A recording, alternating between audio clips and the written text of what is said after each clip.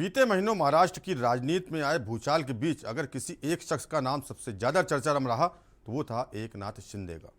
2019 में उप मुख्यमंत्री पद को लेकर भी उनके नाम की काफी चर्चा हुई थी। शिवसेना विधायक दल की बैठक में आदित्य ठाकरे ने शिंदे के नाम का प्रस्ताव रखा और वो विधायक दल के नेता भी चुन लिए गए थे। मगर बाद में उद्धव ठाकरे मुख्यमंत्री बने और शिंदे उद्धव सरकार में शहरी विकास मंत्री बने। एकनाथ शिंदे सतारा के रहने वाले हैं। वो पढ़ाई के लिए ठाणे आए। यहाँ शुरू में वो ऑटो रिक्शा चलाते थे। उसी दौरान एक बार उनकी मुलाकात शिवसेना नेता आनंद दिघे से हुई। ये मुलाकात शिंदे के जीवन का टर्निंग पॉइंट साबित हुई और महज 18 साल की उम्र में शिंदे का राजनीतिक जीवन शुरू हो गया। नमस्कार दोस्तों, के न्यूज में आपका स्वागत है। मैं हूं प्रबुद्ध चौहान और आप देख रहे हैं खास पेशकश महाराष्ट्र के एकनाथ।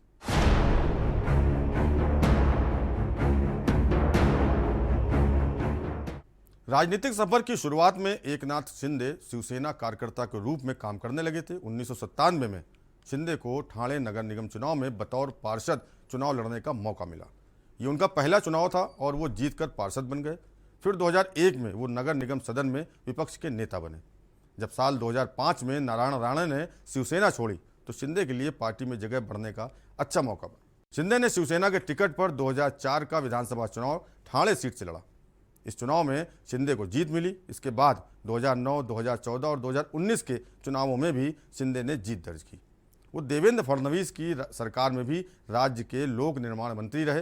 बीते दिनों महत्वपूर्ण घटनाक्रम में शिंदे महाराष्ट्र के मुख्यमंत्री बने, जिसके बाद भी उथल पुथल का दौर जारी रहा।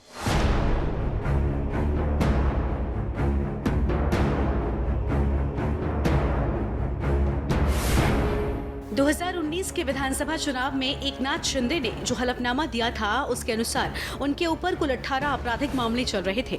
इसमें आग या विस्फोटक पदार्थ से नुकसान पहुंचाने, गैर कानून तरीके से इकट्ठा हुई भीड़ का हिस्सा होना, सरकारी कर्मचारी के आदेशों की अवहेलना करने जैसे आरोप थे। इस हलफनामे के मुताबिक शिंदे के पास कुल 11 करोड़ 56 लाख से ज्यादा की संपत्ति थी। चुनावी हलफनामे के मुताबिक शिंदे के पास कुल 6 कारें थी। इसमें से 3 शिंदे के नाम और 3 उनकी पत्नी के नाम पर हैं। शिंदे की पत्नी के नाम पर एक टेम्पो भी है। शिंदे के पास एक पिस्टल और एक रिवॉल्वर भी है। चुनावी हलफनामे में शिंदे ने खुद को कॉन्ट्रैक्टर और बिजनेसमैन बताया था। उनकी पत्नी भी कंस्ट्रक्शन का काम करती हैं। शिंदे ने विधायक के तौर पर मिलने वाली सैलरी, घरों से आने वाले किराए और इंटरेस्ट से होने वाली कमाई को अपनी आय का स्रोत बताया था। 2019 के विधानसभा चुनाव के बाद शिंदे मुख्यमंत्री पद की रेस में सबसे आगे थे। चुनाव के बाद विधायक दल की बैठक में खुद आदित्य ठाकरे ने शिंदे के नाम का प्रस्ताव रखा और वो शिवसेना विधायक दल के नेता चुने गए। इसके बाद तो उनके समर्थकों ने ठाणे में भावी मुख्यमंत्री एकनाथ शिंदे के पोस्टर तक लगा दिए थे। हालांकि कांग्रेस और एनसीपी के दबाव में उद्धव ठाकरे का नाम आगे आया है। इसके बाद शिंदे बैकफुट पर आ गए। उद्धव सरकार में शिंदे राज्य के शहरी विकास मंत्री होने के साथ ही ठाणे जिले के प्रभारी मंत्री भी हैं। कहा जाता है कि शिंदे कांग्रेस और एनसीपी के साथ गठबंधन से खुश नहीं थे। इसके बाद उनके और उद्धव ठाकरे के बीच दूरियां बढ़ने लगी। फरवरी 2022 में एकनाथ शिंदे के जन्मदिन पर भी उनके समर्थकों ने भावी मुख्यमंत्री के पोस्टर लगाए थे।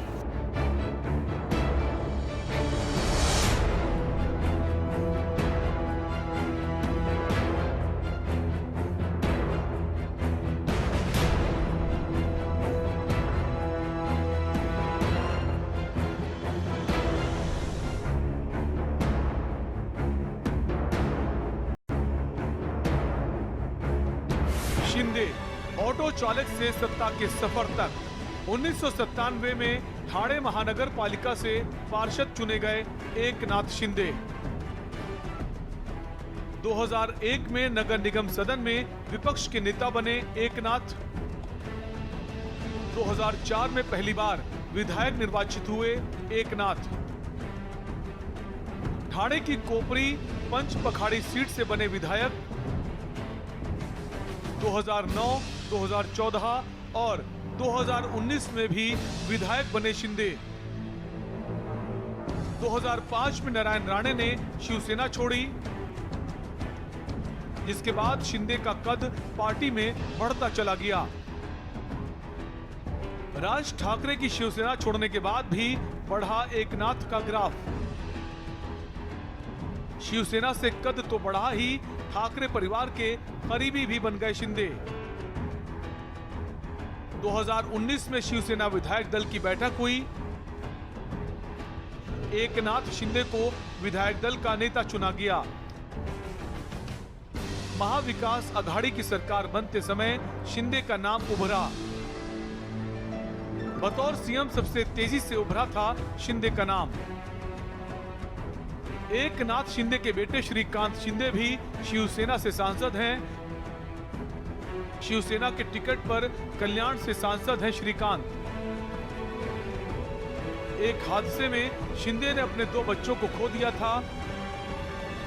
उनका बेटा और बेटी आंखों के सामने सतारा में डूब गए थे। इस हादसे के बाद एकनाथ शिंदे ने राजनीति छोड़ दी थी। आनंद दिघे एकनाथ को दोबारा राजनीति में लेकर आए। अघाड़ी सरकार में शिंदे नगर विकास मंत्री का पद संभाल रहे थे। यहां रुकेंगे एक ब्रेक के लिए। ब्रेक के बाद आपको बताएंगे कि एकनाथ शिंदे के साथ ऐसा क्या हादसा घटित हुआ जिसने शिंदे की राजनीति से विरत कर दिया और फिर उन्हें सामाजिक जीवन में वापस लाने का काम किसने किया।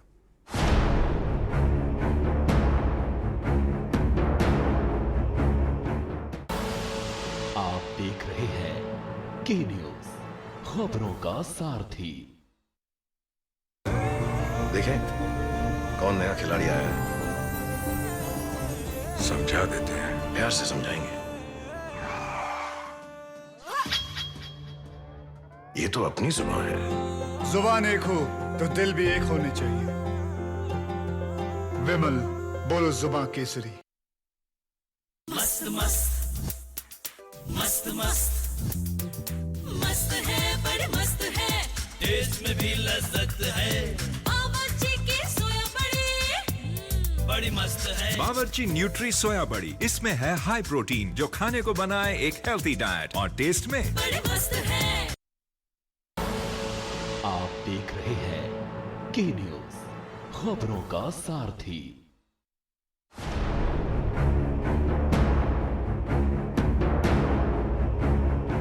ब्रेक के बाद आपका स्वागत है। एकनाथ शिंदे के जीवन में एक बार बहुत बड़ा और दर्दनाक हादसा गुजरा।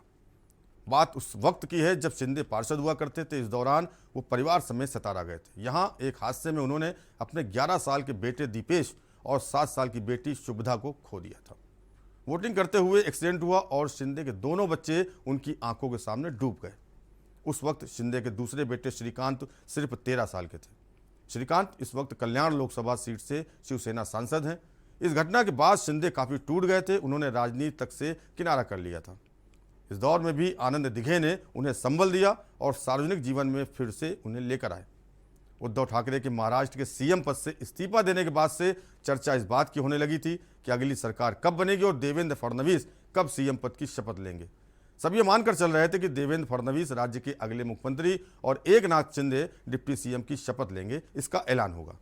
प्रेस कॉन्फ्रेंस में जब देवेंद्र फडणवीस ने मीडिया को संबोधित करना शुरू किया और जैसे ही ये कहा कि महाराष्ट्र के अगले सीएम एकनाथ शिंदे होंगे तो सभी चौंक गए। वहाँ मौजूद बीजेपी विधायकों को भी इस बात तक का पता नहीं चल सका कि क्या कुछ होने वाला है। बीजेपी ही नहीं, शिंदे गुट के विधायकों को भी ऐसी कोई भनक नहीं थी। बीजेपी की ओर से अभी एक और बड़ा और चौंकाने वाला फैसला बाकी था। वो था देवेंद्र फडणवीस को डिप्टी सीएम बनाए जाने का ऐलान। शुरुआत में तो फडणवीस इसके लिए राजी नहीं हुए, लेकिन उन्हें पार्टी की आला कमान का फैसला मानना पड़ा। अब महाराष्ट्र में एकनाथ शिंदे सीएम और देवेंद्र फडणवीस डिप्टी सीएम है। बीजेपी की ओर से ऐसा फैसला क्यों लिया गया और इसके लिए महाराष्ट्र की सियासत को भी समझना जरूरी है।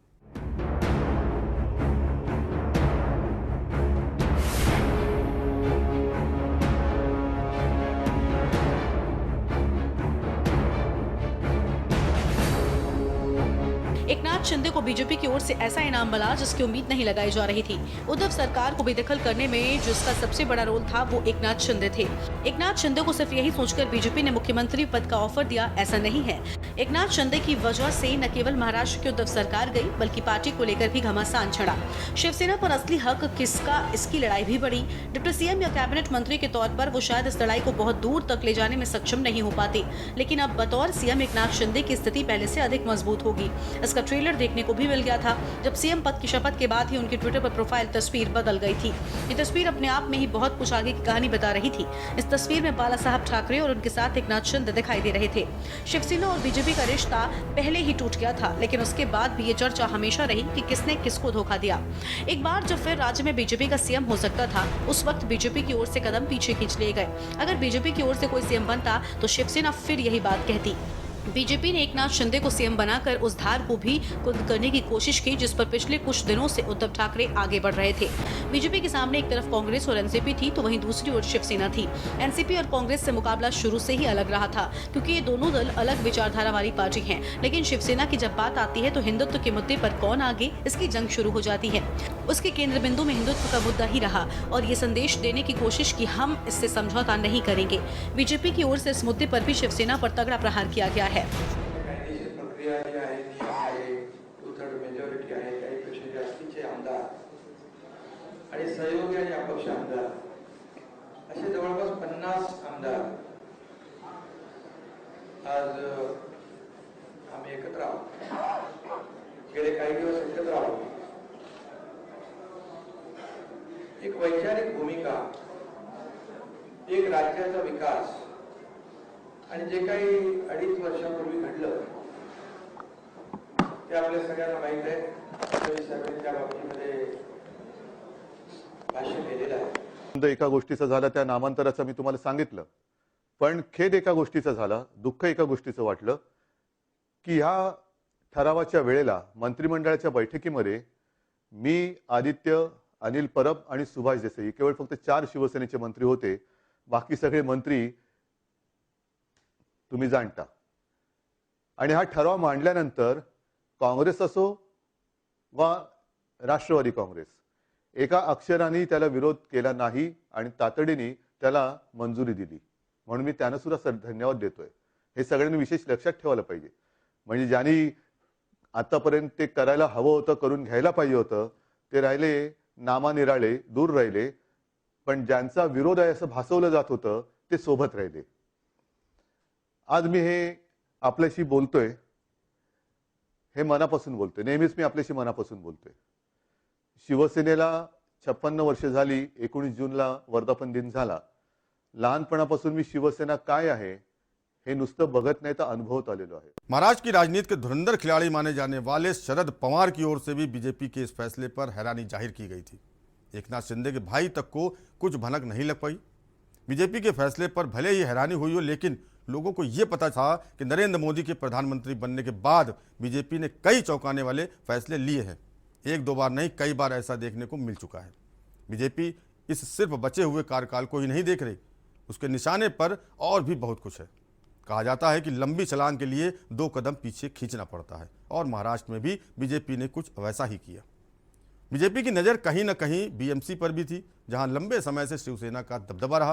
बीजेपी ने शिवसेना की हिंदुत्व की राजनीति में चोट की, जिससे 2024 के लोकसभा चुनाव भी उसकी राह आसान हो जाए।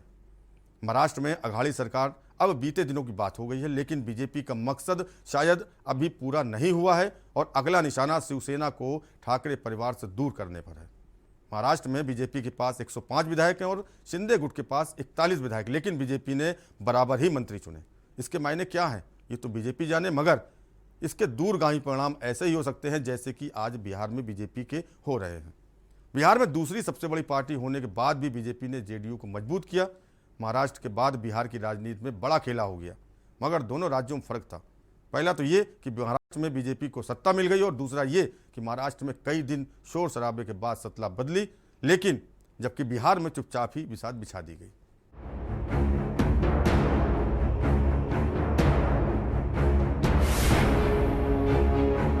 2014 लोकसभा चुनाव के बाद बीजेपी की ताकत बढ़ती गई। कई राज्यों में सरकार बनी। राजनीति के जानकार और पीएमओ को करीब से देखने वाले कहते हैं कि बीजेपी भी कुछ इंदिरा गांधी जैसे सरकार चलाती है, जहां पर फैसले कुछ ही लोग करते हैं।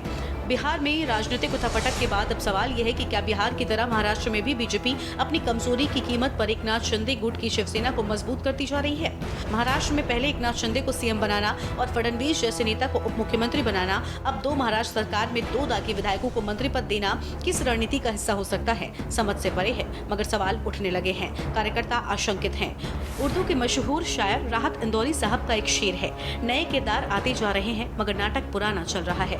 बिहार में गुपचुप गुपचुप तरीके से जिस तरह से नीतीश कुमार ने पलटी मारी है वो कहीं न कहीं बीजेपी की भूमिका पर भी सवाल खड़े कर रही है। बीजेपी ने 2020 के विधानसभा चुनाव में जेडीयू के साथ मिलकर चुनाव लड़ा था। उसे 74 सीटों पर जीत मिली थी, जबकि जेडीयू को महज 43 सीटें मिली थी। लेकिन चुनाव से पहले ही बीजेपी ने कह दिया कि सीएम नीतीश कुमार बनेंगे। बीजेपी अपने स्टैंड पर कायम रही, नीतीश कुमार को मुख्यमंत्री बना दिया गया।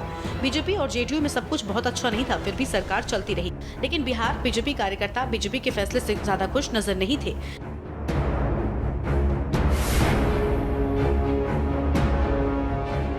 प्रदेशों में सियासी उलटफेर। मध्य प्रदेश में 2 साल पहले बड़ा सियासी ड्रामा देखने को मिला था, जब कमलनाथ की सरकार गिरी थी और एक बार फिर शिवराज सीएम बने थे। सिंधिया अपने साथ कुल 22 विधायकों का समर्थन ले गए थे। 2018 में कर्नाटक में भी राजनीतिक हलचल देखने को मिली थी। तब विधानसभा चुनाव में बीजेपी सबसे बड़ी पार्टी बनी थी। बीजेपी के खाते में कुल 104 विधायक थे। पार्टी बहुमत से दूर रह गई, ऐसे में सरकार बनाना मुश्किल रहा था। बीएस येदियुरप्पा ने 17 मई को मुख्यमंत्री पद की शपथ ले ली। भावुक भाषण देकर फ्लोर टेस्ट से पहले ही अपना इस्तीफा दे दिया था। 2016 में आंध्र प्रदेश में सुप्रीम कोर्ट के एक आदेश के बाद सरकार बची थी। आदेश के बाद राज्य में कांग्रेसी सरकार को बचा लिया गया था।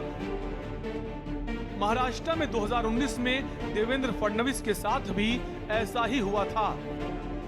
फडणवीस कुछ ही घंटे मुख्यमंत्री रह पाए और उन्हें इस्तीफा देना पड़ा था। महाराष्ट्र विधानसभा चुनाव में बीजेपी शिवसेना गठबंधन को स्पष्ट बहुमत मिला था। लेकिन चुनाव के बाद सीएम कुर्सी को लेकर तकरार बढ़ी थी, जिस पर शिवसेना ने एनसीपी कांग्रेस से हाथ मिला लिया था। उस समय ऐन वक्त पर सियासी समीकरण को बीजेपी ने बदल दिया था। बीजेपी ने एनसीपी प्रमुख शरद पवार के भतीजे अजीत पवार से हाथ मिला लिया था और देखते ही देखते सुबह उन्होंने मिलकर सरकार बना ली थी। बाद में अजीत पवार ने निजी कारण बताते हुए अपना समर्थन वापस ले लिया था और महाराष्ट्र में फडणवीस की सरकार गिर गई थी। और यहाँ वक्त तो चला एक ब्रेक का। ब्रेक के बाद आपको बताएंगे कि महाराष्ट्र मंत्रिमंडल में शामिल मंत्रियों में किस तरह से जाति समीकरण का ख्याल रखा गया है और कितने मराठा और कितने गैर मराठा विधायकों को मंत्री बनाया गया है।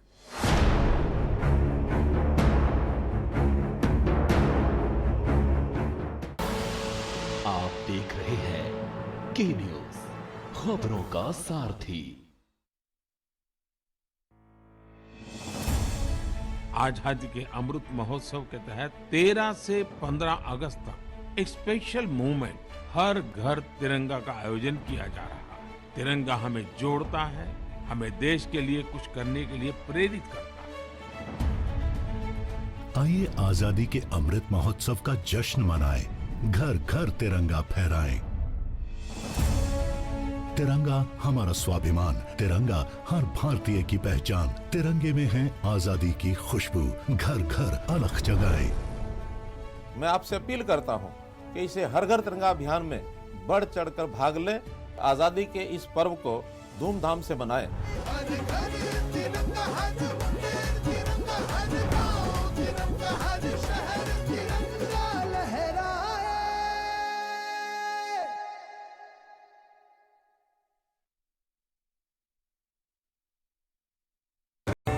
देखें कौन नया खिलाड़ी आया है। समझा देते हैं, प्यार से समझाएंगे। ये तो अपनी जुबान है। जुबान एक हो तो दिल भी एक होने चाहिए। विमल बोलो जुबान केसरी।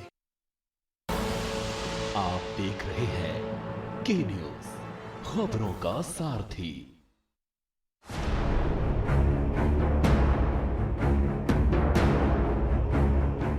महाराष्ट्र में जब बीजेपी ने एकनाथ शिंदे को सीएम बनाने का फैसला किया तो बीजेपी कार्यकर्ता से लेकर हर कोई हैरान रह गया।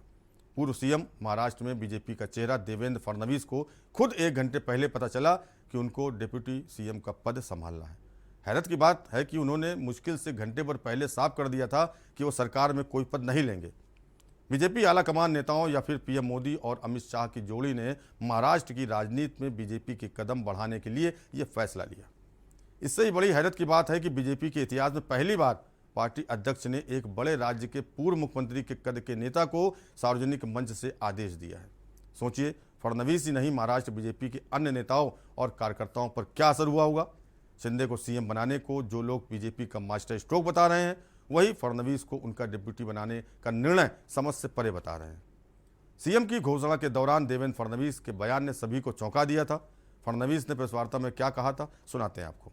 शिवसेना प्रमुख बाळासाहेब ठाकरे जी ने जिन विचारों का जीवन भर विरोध किया, जीवन भर जिनसे लड़ाई की और जिनके बारे में वो कहते थे कि अगर इनके साथ जाना पड़ा तो मेरी दुकान बंद कर दूंगा, ऐसे लोगों के साथ अलायंस किया। और उसके बाद 2.5 साल हमने एक सरकार देखी जिसमें न कोई तत्व थे, न कोई विचार था, न कोई गति थी, न कोई प्रगति थी। जो सरकार चालू इंफ्रास्ट्रक्चर के प्रोजेक्ट्स को बंद कर रही थी, जो सरकार लगातार भ्रष्टाचार के आरोपों से लिप्त थी, जिस सरकार के 2 मंत्री मनी लॉन्ड्रिंग में जेल में गए, दाऊद के साथ रिश्ते, इसका आरोप मंत्री पर लगा, बावजूद उसके जेल में जाने के बाद भी उनको मंत्रिमंडल से हटाया नहीं गया। तो एक प्रकार से पथभ्रष्ट ऐसी सरकार भारतीय जनता पार्टी ने, जिसको लगातार विरोध किया, ऐसी सरकार शिवसेना के माननीय उद्धव जी के नेतृत्व में कांग्रेस एनसीपी की सरकार चली। बीजेपी ने महाराष्ट्र में मंत्रिमंडल विस्तार में भी सबको चौंकाया। बीजेपी और शिंदे गुट दोनों की ओर से 9 विधायकों ने मंत्री पद की शपथ ली, जबकि महाराष्ट्र में बीजेपी के पास 105 विधायक हैं और शिंदे गुट के सिर्फ 41 विधायक, लेकिन दोनों तरफ से बराबर मंत्री, वो भी तब जब मुख्यमंत्री पद भी बीजेपी के पास नहीं है। सियासत की तराजू पर तौले तो महाराष्ट्र में बीजेपी ने खुद के मुकाबले शिंदे गुट की शिवसेना को वजनदार बना दिया है। संभव है कि इसके पीछे भी बीजेपी की कोई रणनीति हो, लेकिन क्या पार्टी के रणनीतिकारों ने प्रदेश के नेताओं कार्यकर्ताओं को इससे वाकिफ करवाया? ये भी सवाल उठता है। बीजेपी को काडर बेस्ड पार्टी माना जाता है, लेकिन जिस तरह केंद्रीय नेतृत्व प्रदेश के नेताओं और कार्यकर्ताओं का मन भांपे बिना फैसले लेकर थोप दे रहा है, वो चलन भविष्य में काफ़ी घातक साबित हो सकता है। बिहार में भी जब केंद्रीय मंत्री अमित शाह के सामने सभी विधायकों ने कहा था कि उन्हें नीतीश कुमार से मुक्ति चाहिए, तो शाह ने उन्हें समझा दिया कि बिहार को लेकर उनके मन में क्या रणनीति है।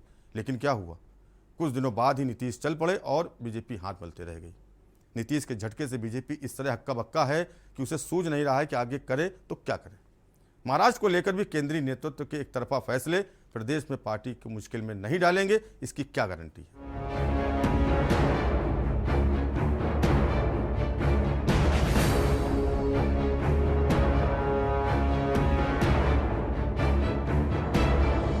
महाराष्ट्र मंत्री परिषद के विस्तार में शिंदे गुट के सामने बीजेपी के संपूर्ण समर्थन का एक और उदाहरण देखने को मिला है।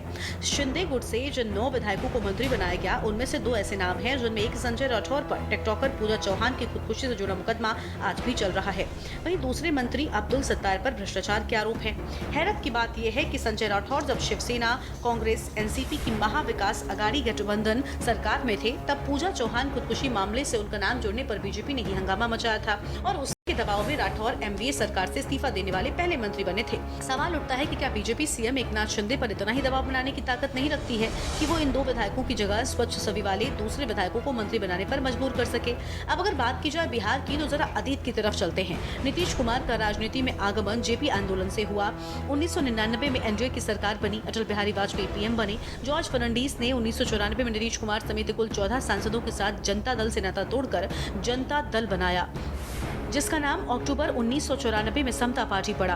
1995 में समता पार्टी अपने दम पर बिहार विधानसभा चुनाव लड़ी, लेकिन लालू के सामने समता पार्टी फसड्डी साबित हुई। उसे सिर्फ 7 सीट ही मिली, लेकिन दोनों वक्त को भांप गए थे। फिर जॉर्ज ने 1996 में बीजेपी के साथ गठबंधन के लिए हाथ बढ़ाया। उसके बाद अटल बिहारी वाजपेयी की सरकार बनी, सब सहयोगियों को सरकार में शामिल किया गया। तब वाजपेयी ने जॉर्ज को रक्षा मंत्री बनाया था। लेकिन 1996 में हुए लोकसभा चुनाव में समता पार्टी को 8 सीट मिली, वहीं 1998 में 12 सीटें मिली थी। ऐसा नहीं है कि पीएम मोदी या अमित शाह, जिनको बीजेपी का चाणक्य कहा जाता है, उनको ये इतिहास नहीं पता होगा। नीतीश कुमार एक बेहतर सीएम हो सकते हैं, मगर वो दोस्ती भी निभाए, ये जरूरी नहीं। बिहार में बीजेपी का आज जो हाल हुआ है, उसकी पटकथा 2020 में ही लिखी जा चुकी थी, जब बीजेपी ने सरेंडर किया था। उससे पहले भी एक बार नीतीश कुमार बीजेपी से नाता तोड़कर राजद के साथ सरकार बना चुके थे, मगर बीजेपी को लगा कि उनके साथ नीतीश का आना घर वापसी है। बीजेपी ने बिहार की तीसरे नंबर की पार्टी के नेता को सीएम बना दिया था। आज ये मुश्किलें हैं। बिहार की तरह ही महाराष्ट्र में भी बीजेपी अपना इकबाल घटाकर एकनाथ शिंदे को मजबूत कर रही है। क्या बीजेपी बिहार के मुख्यमंत्री नीतीश कुमार से कुछ सीखने की तैयारी नहीं है? ऐसे कई सवाल हैं जो बीजेपी की रणनीति को लेकर चौंकाने वाले फैसले बन रहे हैं। अब देखने वाली बात यह होगी कि 2024 से पहले होने वाले कई राज्यों के चुनाव में बीजेपी क्या पैतरे अपनाती है और क्या रणनीति बनाती है। खास पेशकश महाराष्ट्र के एकनाथ में फिलहाल इतना ही। देश और दुनिया की बाकी खबरों को देखते रहिए के न्यूज़ इंडिया और मुझे दीजिए इजाज़त। नमस्कार।